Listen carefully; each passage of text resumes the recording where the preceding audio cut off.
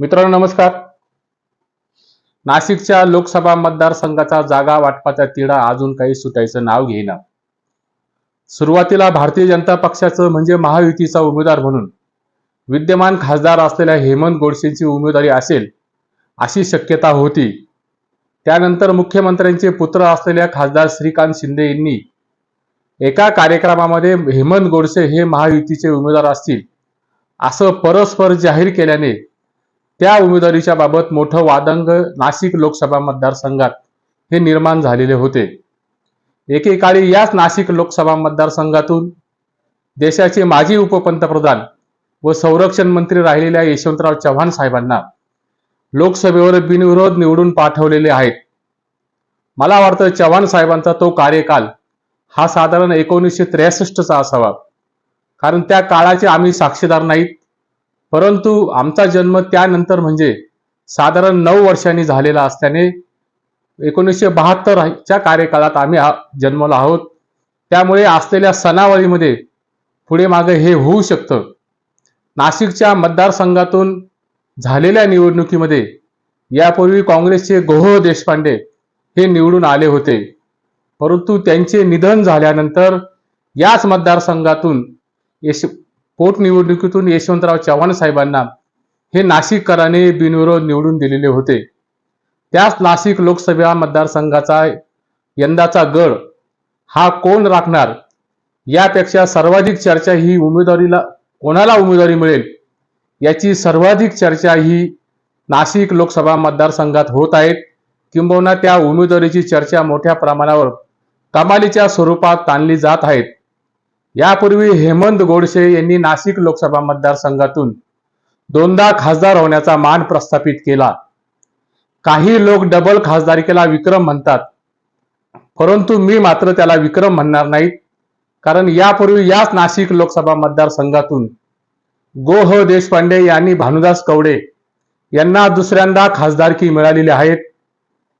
1977च्या नंतर निवडणुकीत सातत्याने नाशिकच्या मतदारसंघामध्ये नवीन चेहरा हा संसदेमध्ये पाठवण्याची परंपरा ही नाशिक लोकसभा मतदारसंघाची राहिलेली आहे आणि ती परंपरा दीर्घ काळापासून राहिलेली आहे. दिवंगत विठ्ठलराव हांडे, डॉक्टर प्रतापराव वाघ, दिवंगत मुरलीधर माने, दिवंगत दौलतराव आहेर, राजाभाऊ गोडसे, माधवराव पाटील, दिवंगत उत्तमराव ढिकले, देवीदास पिंगळे, समीर भुजबळ आणि आता विद्यमान खासदार हेमंत गोडसे यांनी या नाशिक लोकसभा मतदारसंघाचं प्रतिनिधित्व केलेले आहे. यंदाच्या निवडणुकीचं वैशिष्ट्य म्हणजे दुष्काळाच्या पार्श्वभूमीवर या निवडणुका होत आहेत. दुष्काळ चरणसीमेवर आहेत. दुष्काळाचं गडद सावट हे महाराष्ट्राच्या भूमीवर आहेत. साधारण 151 तालुक्यामध्ये महाराष्ट्र शासनाने हा दुष्काळ जाहीर केलेला आहे. अशा बिकट आणि भयावह परिस्थितीमध्ये राज्यातील एप्रिल आणि मे हे 2 महिने लोकसभेच्या आचारसंहितेत जाणार असल्याने सत्ताधारी पक्ष आणि सत्ताधारी नेते हे प्रचारात मग्न आणि मशगूल असणार आहेत आणि प्रशासन मात्र हे निवडणूक प्रक्रियेमध्ये गुंग असणार आहेत आणि ते अत्यंत स्वाभाविक आहेत. त्यामुळे दुष्काळाच्या उपाययोजना निवारण्यावर आचारसंहितेचं सावट असता कामा नये. दुष्काळ जरी निसर्गाचा असला तरी उपाययोजनेच्या बाबतीत इच्छाशक्तीचा दुष्काळ असता कामा नयेत.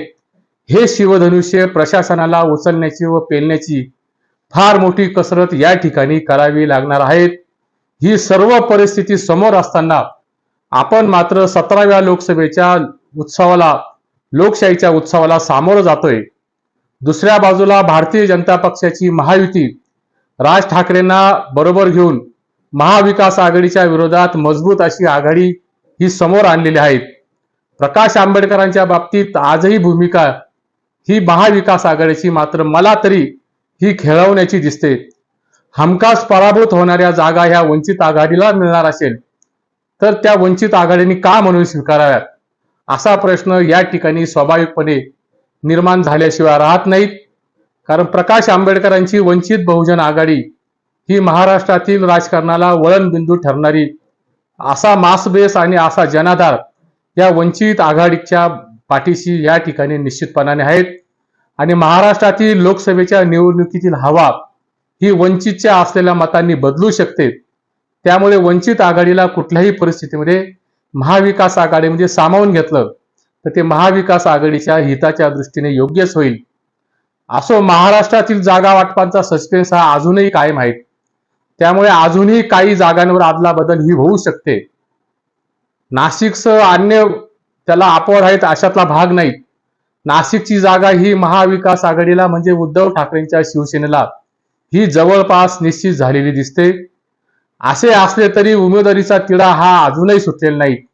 हा व्हिडिओ मी आज आणि आता बनवत असताना सुरुवातीला विजय करंजकर व शिवसेनेचे माजी महापौर राहिलेले व सिंहस्थाच्या म्हणजे कुंभमेळ्याच्या कार्यकालामध्ये आपली सर्वोत्तम कामगिरी केलेल्या दशरथ पाटलांचं नाव हे उद्धव बाळासाहेब ठाकरे शिवसेनेच्या गटामध्ये अग्रेसर आहेत. आणि दुसऱ्या बाजूला हेमंत गोडसे यांची उमेदवारी ही जवळपास पक्की असल्याचं समजते. परंतु तरी गोडसेंच्या विरोधात एकूणच नाशिक लोकसभा मतदारसंघात मोठ्या प्रमाणावर अँटी इन्कम्बन्सी आहेत. म्हणजे सत्ता विरोधी सूर हा हेमंत गोडसेंना त्रासदायक ठरू शकतो. उद्धव ठाकरेंच्या गटात 10 वर्षाच्या हेमंत गोडसे यांची खासदारकी ही नेहमी चर्चेची खासदारकी राहिलेली आहे.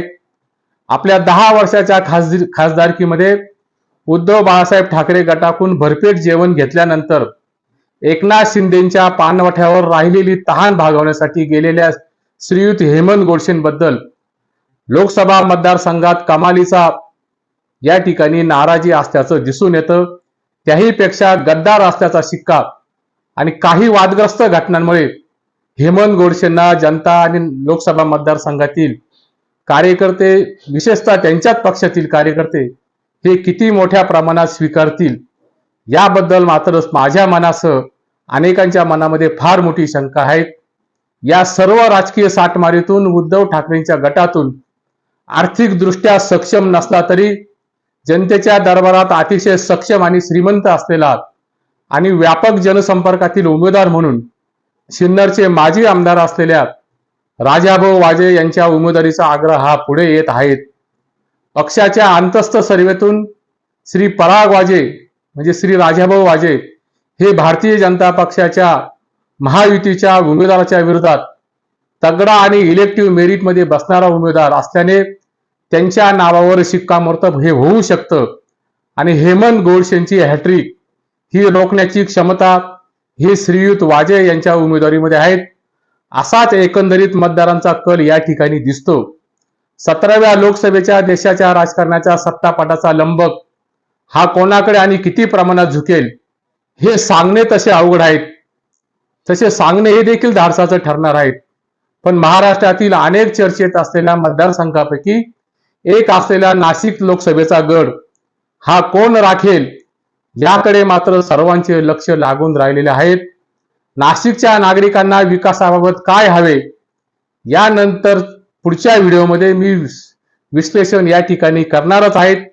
नाशिकच्या मतदारांचा असलेला कानोसा हा व्हिडिओच्या माध्यमातून त्यांच्या समस्यांच्या संदर्भात हा पुढच्या व्हिडिओमध्ये त्याचं विश्लेषण हे होणारच आहे. परंतु यशवंतराव चव्हाण साहेबांचा वारसा लाभलेला नाशिक लोकसभा मतदारसंघातील लोकप्रतिनिधी हा त्यांच्या विचारांचा वारस असला पाहिजे. त्यांच्या विचारांचा कृतिशील वारस असावा, ना की तो ठेकेदारांच्या टक्केवारीच्या कुरणात अडकणारा नसावा.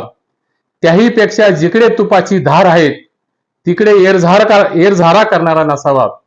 आणि नाशिकचा लोकप्रतिनिधी हा विकासाचा समतोल आणि संतुलन राखणारा हा लोकप्रतिनिधी या ठिकाणी असावा, अशी सर्वसामान्य नागरिकांची आणि ग्रामीण भागातील नागरिकांची अपेक्षा आहे. देशाच्या उद्याच्या सत्तेचा राजमार्ग बनवण्यासाठी महाराष्ट्रातील असलेल्या लोकसभा सदस्यांची फार मोठी महत्वपूर्ण भूमिका आहे. आपल्याला माहित असेल संसदेमध्ये 13 दिवसांचं सरकार हे अटलजींचं फक्त एका मताने हे पराभूत झालेलं होतं. त्यामुळे एका सदस्यांची किंमत ही महाराष्ट्राच्या असलेल्या खासदारांच्या प्रती आणि उद्याच्या देशाच्या जडणघडणीच्या प्रती अत्यंत महत्वाची भूमिका ठरणार आहेत. महायुतीच्या विरोधात जे संभाव्य उमेदवार आहेत करंजकरांचा विजय तसा या ठिकाणी अवघड दिसतो. नाशिकच्या जागेवर महाविकास आघाडीचा झेंडा भक्कम रोवायचा असेल तर मतदारसंघातील जनतेच्या हृदयावर राज्य करणारा राजा उमेदवार या ठिकाणी मैदानात उतरवलात तर महाविकास आघाडीला हा गड मिळू शकतो.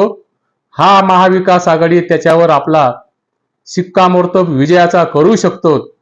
नाशिकच्या उद्धव ठाकरे गटातील उमेदवारीची असलेली तर्क वितरतात, नाशिकच्या लोकसभा मतदारसंघातील असलेलं उमेदवारीच्या बाबतीत धुमस चक्री पाहतात. व्हिडिओचा समारोप आणि शेवट करताना मी एकच म्हणेल की नाशिक लोकसभा मतदारसंघामध्ये नाशिक में कुछ तो बड़ा होने वाला है, हे मात्र लक्षात घ्या. तुर्तास येथेच थांबतो. हा व्हिडिओ आवडला असेल तर या व्हिडिओला लाईक करा, चॅनलला मात्र सबस्क्राईब करायला विसरू नका. पुन्हा भेटू नव्या विषयांसह नव्या दिवशी. नमस्कार.